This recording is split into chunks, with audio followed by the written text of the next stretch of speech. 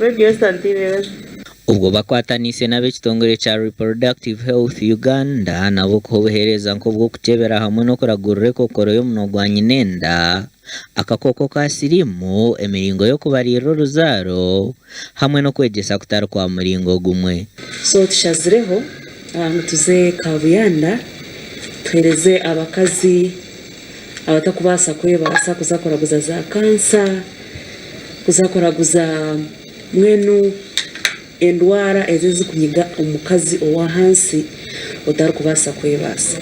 Tukikozera kugenda ngo tugarurize ninga twebaze abahurikiza bitu n'abare bitu abo hagizi batwarekire myaka giyona because ntubantu wenda abutwereza nabo babine amagara marungi.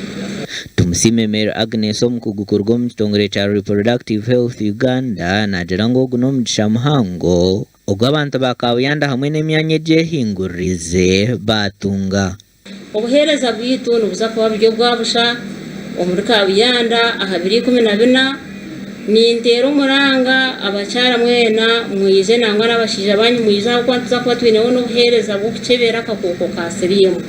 Soncho twinire ehururu gitru kwatanisa hamwe na partners bitu Reproductive Health Uganda na District Health Office ya Isingiro District Local Government kwenda kusya obuherezo obu abacyara ngabakazi ba Kabuyanda.